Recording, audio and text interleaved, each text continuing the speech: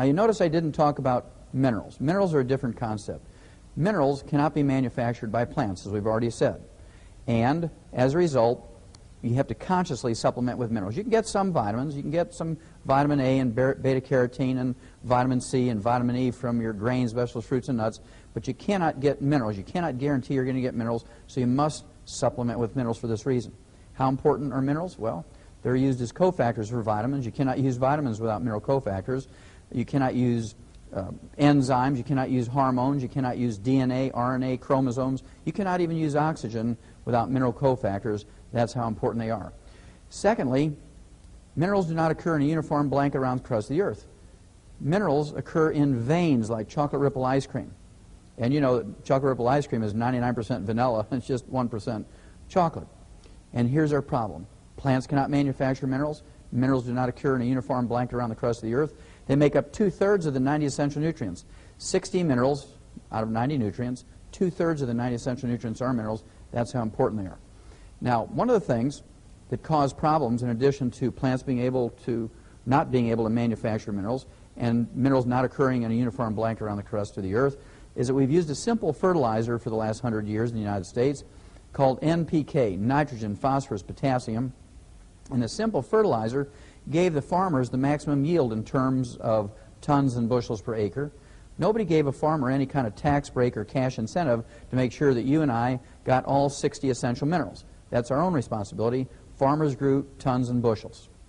Now, one of the things I want you to pick up, one of the things I want you to get, is a copy of U.S. Senate Document 264.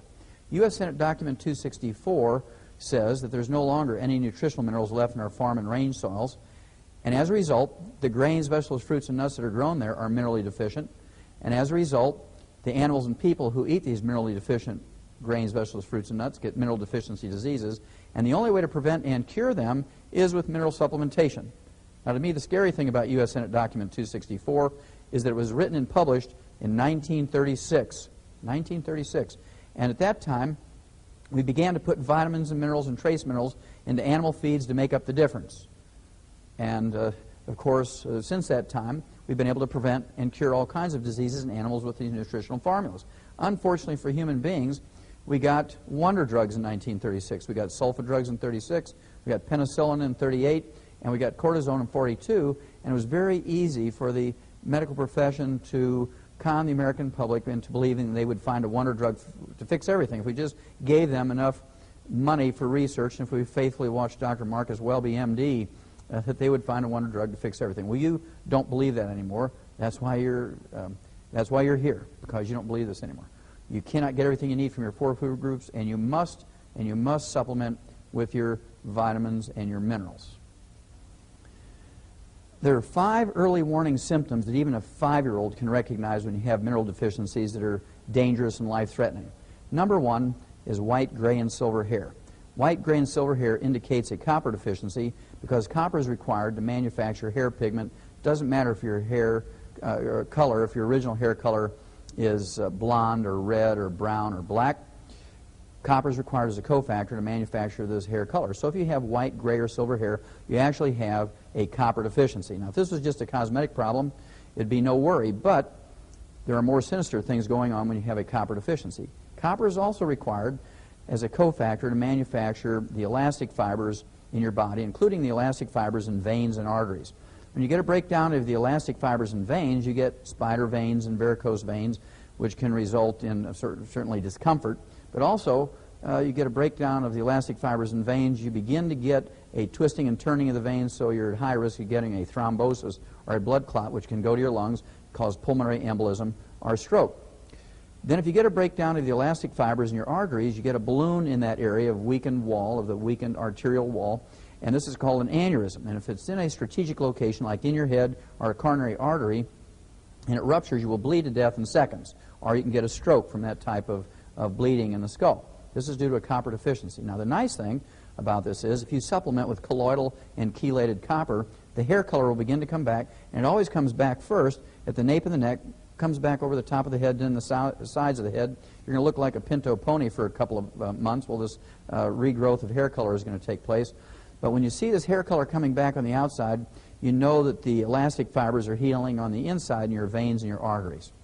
Secondly, there's the liver spots or age spots in the back of your hands, your face, and your neck. And these liver spots, if you have 5 of them on the outside, you actually have millions of them in your brain, your eyes, your thyroid gland, your lungs, your heart, your liver, your kidneys, your bone marrow. And these are actually rancid fat. They're called trans fatty acids. They're called ceroid is a technical name, C-E-R-O-I-D, ceroid lipofusin. These are trans fatty acids. They're free radicals. They increase your risk of cancer and heart disease many, many hundreds of %. If you actually have a eyelid twitch, if you have a toe cramp, foot cramp, leg cramp, if you have spasms of the large muscle groups in your back, this indicates a calcium deficiency. And if you have a calcium deficiency, you don't want to wait until, of course, you have something tragic happen, like compression fractures or a fracture of your hip or your leg, which can be life-threatening. You want to supplement with calcium in the most quick way you can do it. And, of course, you want to do this as colloidal and chelated calcium, so you can rebuild those bones. And this is extremely important. Don't miss these signals. You could be 15 years old and have an eyelid twitch. Your body's telling you that you have a calcium deficiency. If you have low blood sugar, narcolepsy, or hyperinsulinemia, if you have diabetes, if you have adult onset type 2 diabetes, this indicates that you have a chromium and vanadium deficiency. And if you supplement with chelated and colloidal chromium and vanadium, it'll take about 4 to 6 months for your low blood sugar, your narcolepsy, and your hyperinsulinemia to stabilize.